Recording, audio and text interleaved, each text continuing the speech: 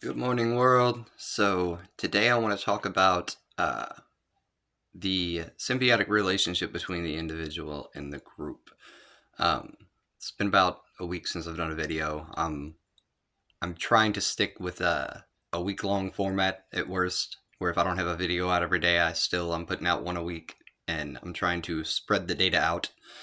I'm working on a few things behind the scenes right now, again, so you all know. It's taking a little bit of time, but we're making progress, so it's good. Um, the the relationship between the individual and the group, it's uh, in a pure, tried and true equilibrium. They are supposed to be in a symbiotic relationship. Okay, so you reference something like, and you all don't need to understand everything about everything in order to understand what I'm saying. I think you're getting at this point that I will break down the data. Um, you get to something like Jonathon Nash, and then to the work that I did. Jonathon Nash, summarized in simplicity, is that the chain is only as strong as its weakest link, and that the maximum potential of the chain is the direct result of the maximum potential of the individual links. If you know anything about Jonathon Nash, when he did this, or what he was up against as far as extrapolating and fleshing out from oligopoly, which was some of the previous economic stuff that he was working on, a lot of this math was about the economic relationships. And it was during a time period when he was fighting against communism. This is Cold War. And if you know Jonathon Nash's history, you understand that he was a schizophrenic that was doing all this different stuff. If you've ever watched the movie A Beautiful Mind, it is a bastardization of what really happened in real life to try to overly glorify him. In real life, Jonathon Nash was not very appreciated by the people around him. He was a complete a-hole. But he's a textbook example for what I'm saying. So we're going to bounce back to that intentionally. But you need to remember that the chain is only as strong as its weakest link. Groupings are byproducts of individual components. And in his world, he presented this, and it was a major argument against top-down management. So people say they support socialism and they support communism and this, that, and the other, but they're speaking out of both sides of their mouth, because at the same time, on the other end, they'll end up presenting these ideas that they're using top-down management. It doesn't make any sense. So scientifically, mathematically, etc., all groupings are byproducts of individuals. That's what makes our system so great, is that on a lot of levels we acknowledge that with our nation's setup, with the way that it exists. But with Jonathon Nash, he proved the individual first and the group second. You can't have a strong group without strong individuals. You can't have a good group without good individuals. You understand? And so it starts on individual levels and everything grows from there. So people will say they can't stand Reagan for his trickle-down economics and all this stuff, but then promote ideas that are actually the same as the government being in charge and forcing everyone else to do things without even realizing it's what they're doing. So my work isn't directly, like, the things I'm going to talk about aren't directly to discuss that. It's so that you can understand science and logic and why things work the way that they do. So in your life, and again, I'm going to bounce back, in your life, you have an individual identity and a group identity. Everyone's goal in life is to have their group identity line up with their individual identity. And this can happen in multiple different ways, okay? So the best way to explain this is with the simple stuff. I used to be in the entertainment business. I'm entertainment adjacent with some people, to where if I wanted to, I could still do stuff, but I'm trying to not. So the entertainment business is a great way for me to express this. Everybody in the entertainment business, they have their day job. and I don't think they realize overall psychologically what's at play here. What people want is for their individual identity to line up with their group identity, that symbiotic relationship, right? So how is this attained? Well, you work at McDonald's Monday through Friday, but then Friday night, Saturday night, you go out and you do your shows. You love music. You know what I'm saying? You love art, etc. That's who you are. Well, if nobody's coming out to your shows, but everybody's coming through your drive-through, there's nothing wrong with this, but your group identity is McDonald's drive-through employee. That's why we need you. That's what you do for us, okay? Nobody's coming out to your shows. You keep doing it. That's who you are as a person. That's on an individual level. That is your individual identity. So you are a musician, but as far as the group is concerned, you make hamburgers, bro. There's nothing wrong with this. It's not about insulting you. People have a big ego problem now, where it's like they think that because they say they're a musician, that's who they are. It's like, then why are you at McDonald's serving me my fries? That is also who you are. Okay, so when you get into individual versus group identity, what happens here overall is, for some people, they want to, whether they end up famous or not, ignore everybody trying to get famous. Everybody wants to get rich. Everybody wants to be at the top. None of us are there. That's not what we're doing. This is about life and how you live your life and the relationship, your identities, as far as how they line up. So you want to work at McDonald's so that you can pay your bills, and so that you can take whatever extra money you have doing that thing you love with music, okay? Whether it's recording, promoting, producing, etc. The goal is to make enough money off of your group identity to be able to be your individual identity, to be who you are. And slowly over time, for some people, they will stay there, okay? That is the symbiotic relationship, okay? They're in a symbiosis, and they have their identity, their individual identity, they have their group identity, and they use their group identity to pay for who they want to be individually, okay? So they are McDonald's employee Monday through Friday and Saturday night. They're out doing shows. Nobody cares, okay? On the other end, to be fair, there are people out there that are musicians. That's their career. But what they really want to do is own a restaurant, okay?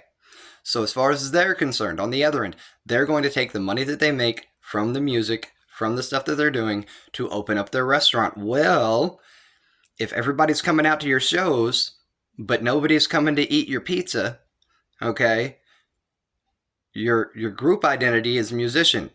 Your individual identity at that point is a restaurant owner or restaurant employee, whatever.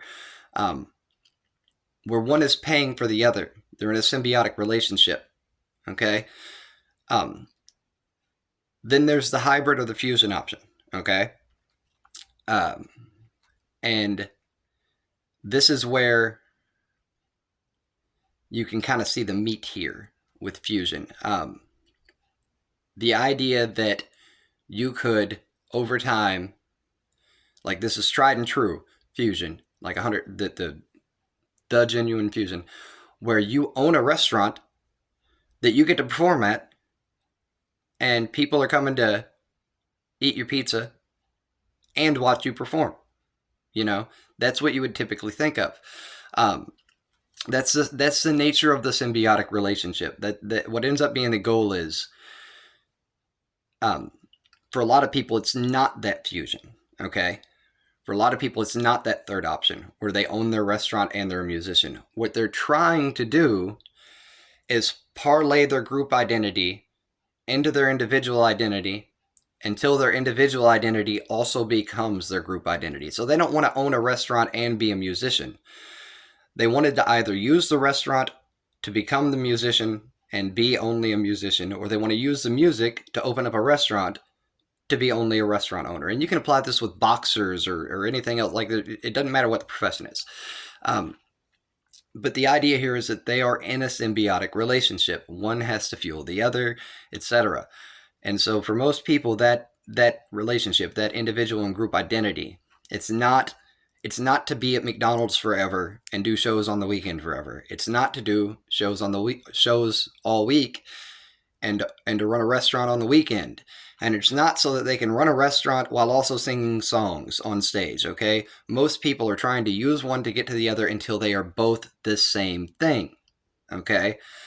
So your goal becomes to work at McDonald's long enough to fund your music career long enough that you are then your individual identity and your group identity are both musician.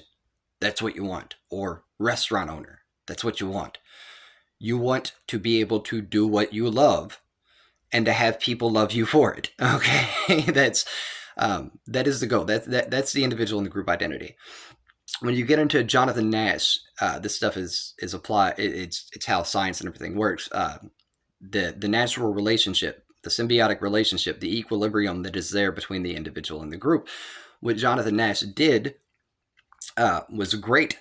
Okay, it benefited the entire group. Okay, so out of respect for Jonathon Nash, and I've touched on this with other philosophy videos, I'll explain it like this. Jonathon Nash did a service for the world. The group work he did was absolutely amazing and definitely benefited the group. Okay? Jonathon Nash on an individual level was a terrible human being. And everybody that knew him knew that. Okay? To such an extent that when they did the movie A Beautiful Mind with Russell Crowe, it was actually protested by many people who knew him for lying and to try to make him look like a better person than he actually was. So far that in the end of the movie, when he was sitting there with his head up against the belly of the pregnant woman, and they try to have that happy Hollywood moment, they're like, oh, isn't it so cute? Isn't it so cute? He's got his head on his girlfriend's pregnant belly. Isn't that so cute? They had to stop the movie there. Because 5 minutes later, he literally abandoned her and the child and told her that she was beneath his standing. Okay? Jonathon Nash was an annoying, self-absorbed little shit. Yes, he had schizophrenia. And it did no justice to anybody. Okay? It did absolutely no justice to anybody. It was an annoying hassle of a thing. He did not respect boundaries. He acted as if he was king of the world, that he could go where he wanted, do what he wanted. And there's ways to do that. That's the other thing. I would not criticize him so much had he been able to be a decent person about it. So I've talked with my family at random about the work that I've done, and I'm like, one of these days I'm just going to be able to walk into NASA whenever I want and just be like, hey, y'all show me that thing so I can study it. And they're just going to be like, sure, shit, yeah, let him in. I don't even need the clearance. You know what I'm saying? Like the stuff that I've done, the stuff that I'm working on, I've gotten to that point where I'm like, there will come a time when I could just walk into SpaceX and be like, hey, yeah, I want to go talk to Elon Musk. You'll get him for me? And they'll be like, yeah, sure, no problem. Like, there's that level of being able to do what you want. But then there's the self-absorbed, egotistical monsters that take so much advantage of that that you don't want to have anything to do with them. You just don't. And I mean this when I tell you, you would have hated Jonathon Nash, the person. I can separate the individual from the group, okay? Because these are separate identities. And so when you get into philosophy with Marcus Aurelius and Stoicism versus Diogenes and minimalism, I've said this before, and I don't think it resonates with some people because they're not understanding the process here. I respect Stoicism more than minimalism, and yet I respect Diogenes more than Marcus Aurelius, even though Marcus Aurelius was a Stoic and Diogenes was a minimalist. It's not a hypocrisy. That's the thing. It's not any sort of a hypocrisy. There's no conflicting anything in here, because there is an individual relationship and a group relationship, an individual identity and a group identity.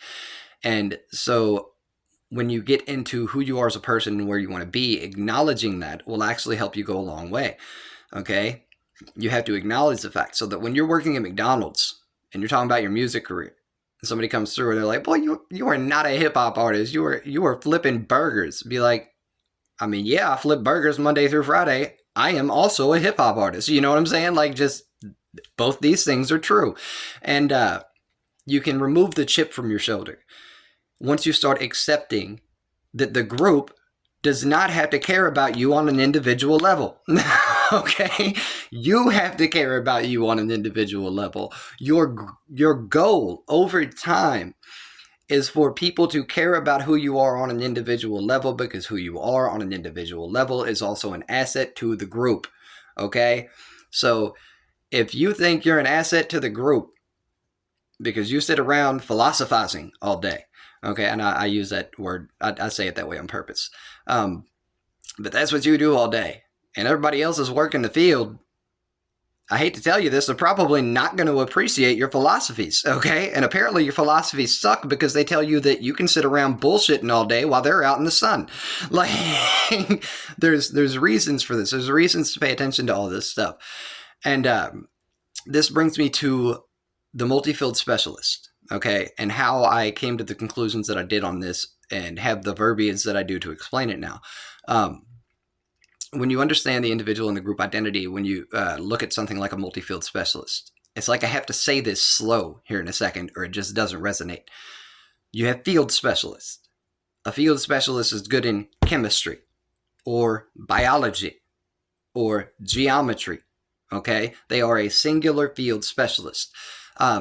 Traditional logic to this point has told people, well, what is a multi-field specialist?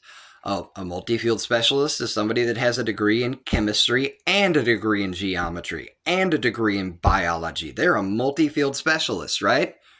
Wrong. That's the issue. Wrong.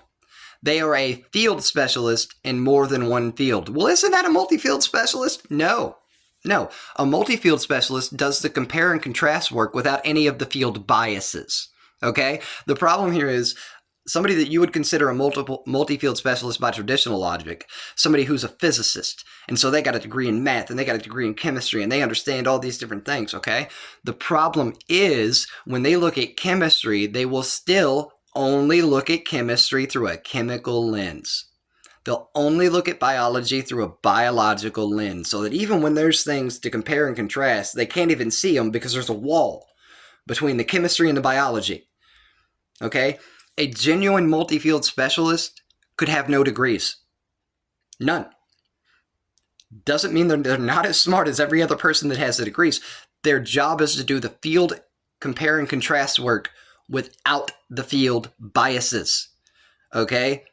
So I look at my own life and I say I'm a multi-field specialist. And somebody will say, oh, well, you have a degree in chemistry. You have a degree in... But no, I don't have any of those degrees. I have experience, knowledge, diversity, okay? I lived a diverse life. I have a lot of different opinions. And so one of the ways that I've explained this to people is if multiple personality disorder is the negative, I would be on the equal opposite of that. I'm one personality, very, very diverse. It's a good thing, okay? One personality, very diverse. I could be a painter. I could be an artist. I've done construction. I've been a computer tech. I've worked in factories, warehouses, assembly lines. I've done everything. I've been in the entertainment business off and on for years. I've recorded music. I've promoted music. I've produced music. I've been all over the place in all these various fields. I was babysitting when I was 13. I was already on construction sites by then, digging holes for my dad and my uncle during the summer. You know, that want to make an extra few bucks. I had my first job at McDonald's when I was 14. I started up in the fast food industry, okay? A multi-field specialist is that we are able to figure things out. Okay? The idea isn't that we have all of this knowledge on chemistry. And so every time a chemical problem comes up, we go to our book in our head and we say, chemistry, chemistry. Ah, that's what it is. This is like a difference between eidetic memory and a processor. Okay? Eidetic memory, by definition, if you just have eidetic memory, you can be an idiot. Most people don't realize that. You could be a complete and total idiot. Perfect 100% if you were just eidetic memory, you can't do anything new. You can only repeat what has already occurred. You are a tape recorder, okay? Versus a processor, and now I do have a good memory, but I am a processor. A processor can actually bring you new things, okay? A processor doesn't need to know anything. They're going to see this new thing and they're going to pick it up and they're going to play with it and they're going to go, oh, that's how that works, okay? That is a multi-field specialist. They do compare and contrast data on basic fundamentals of different fields and different things, and they see these patterns, they see these connections, they see the overlaps and how all this stuff ties together. Someone with eidetic memory can't generally do that. They're only going to be able to repeat to you what has already occurred.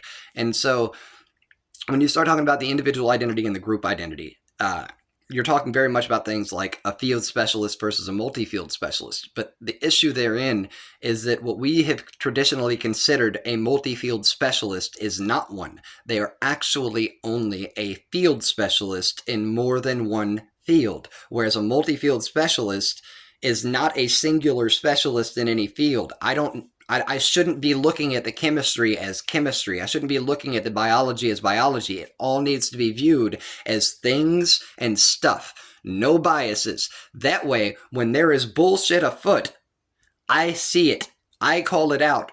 Versus a field specialist, even somebody who has a degree in chemistry and a degree in biology, there might be some BS at play. They can't process it because the chemistry and the biology are so segregated that they don't even see the overlaps. They don't see the hypocrisy of this rule and this rule across field. They don't see how these things can conflict with each other from biology to geometry, and how could biology conflict with geometry? What they're different fields. Exactly. You can't do this because you're not a multi-field specialist. There's a lot to be considered with all this. But the goal here is a symbiotic relationship. So as far as my role, what I would see myself as, a genuine multi-field specialist, I should be in a room with a chemist and a biologist and a geometry professor. You understand? Like, I should be in a room with these people. So imagine that a multi-field specialist, okay, their job is to sit in the middle of the carousel and everything spins around them. And every now and then while it's spinning, they go, oh, stop. Hey, biology, you're full of shit. Come here. You messed this up. Yeah, it doesn't line up. Everything else functions everywhere else, but this thing that you're doing is the only oddball out. It's wrong. And there's not an exception to the rule. It doesn't even make any sense. It's just a hypocrisy. It's wrong. You need to fix it. Okay? The carousel goes back to spinning around, and they go, hey, Godel, why did you spit in the face of your own work with your summary? Like, you seemed like you got it in your work, but then your summary of it, you didn't realize that it was hypocrisy. You didn't see this issue. This needs to be fixed, okay? Around and around it goes. We're dealing with physics. Hey, Newton, your second law of motion, you discounted fusion on accident. Need to amend that, buddy. We need to get it together. Let's snap, let's go. We got to keep the carousel spinning. That is my job, eye in the sky. That is a multi-field specialist job, okay? They're going to see compare and contrast data. They're going to see the overlaps. They're going to see how chemistry and biology are intertwined, or how this is connected, how that's connected. They understand that geometry is always at play. Everything is geometrical because it's just a matter of spatial parameters. This is the difference. These are the distinctions. This is why it matters. If you put people in the wrong roles, you're going to get the wrong data. Okay? So if you put somebody with eidetic memory into the position to do processing, God save you for that decision. You will not ever get anything new ever again. You are going to get repeated old stuff because they just have eidetic memory, and the rule says this. The rule says this. I have to play by the rules. I deal with only reality. I don't give a damn about the rules. Why we get rules wrong on occasion? So you start with the rules. You start with, okay, here's this rule. And then when I see reality that proves the rule wrong, I'm not so biased and so self-absorbed and so invested with my field that I say, no. It doesn't matter what you think. It doesn't matter that reality proves me wrong. I have a rule. The rule is correct. It's obviously not. You can cry about it. You can throw a temper tantrum. You can be all pissy about it. But the truth is that if I'm right, I'm right. And that is very, very important when you do any kind of work with TOE equation or anything in physics. I don't think people realize that physics is a multi-field specialist kind of field. Physics requires so many different things. we have to make sure that the right people are in the right positions. And you have to make sure on an individual level that you are deciding who you want to be and actually taking the steps to get there. So if you want your individual and your group identity to be in a symbiosis, you have to accept that, you know what? Maybe I never make it famous. Maybe I never get famous in the music business. But I actually love music, so I don't mind working my day job and doing music on the weekends. Or I don't mind doing the music as my day job and working on trying to start a restaurant on the weekends. Even if your goal is to try to make them line up, you have to accept you may not reach that upper echelon. And if that is the case, you need to find an equilibrium in this. You need to find out what works for you. And it is oddly, side note, whether you're religious or not, whether you're Christian or Jewish or Muslim, what have you, there's a I like the day off. I like the one day that you're not allowed to do anything, your day of rest. It's supposed to be about self-reflection every week. You're supposed to be analyzing these things. You're supposed to be thinking about it. That's kind of the point. You know, you put in your work the rest of this time, and then one day you say, okay, time to think about me. Time to consider me. Who am I? What am I? What do I want to do? And so I really wanted to discuss that today. It's one of the random things that I don't always get into, but when it comes to being a field specialist or a multi-field specialist, progress needs to be made in how we understand these things. And the same is true with people in their individual lives, with understanding their individual identity versus their group identity. So you also definitely, like, look into Jonathon Nash. I want to do this as a bonus round. Jonathon Nash, I can't speak to the accuracy of the movie. I can't. I don't know how not true it was. Okay, only that it was inaccurate. But he was a schizophrenic. He did have issues.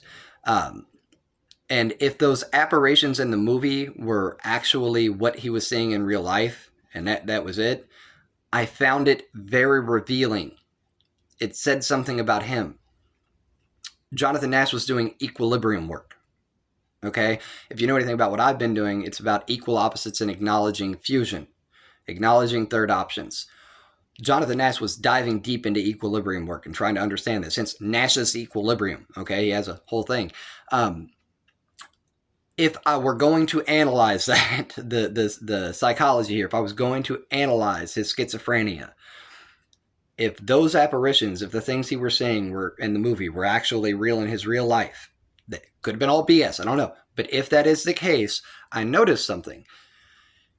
The three different apparitions he saw, okay, there was a young girl that never needed anything from him, that just wanted him to play. There was an old man working for the government that always needed something. Dichotomy, okay? And then there was a friend who was in the middle, who was kind of a feminine guy, and he neither needed nor didn't need anything from Jonathon Nash. He was just kind of there. It's like he was visualizing his equilibrium. It's like he was seeing, okay? And his brain was trying to tell him, hey, buddy, a true equilibrium, you have to account for fusion. You have to have a third option. It has to be done. You'll have your equal opposites, and then you'll have this third thing. If that was not actually his apparitions and the movie was just making stuff up, that's fine. That's cool. But I found that intriguing. That's how it played out with his schizophrenia. That's how they presented it in the movie. And I don't even think they realized what they did. They actually created an equilibrium with the three apparitions that he had schizophrenia about. It was a very intriguing thing. It was a very odd thing. And so I have the microphone. Jonathon Nash Forbes Jr. had two kids.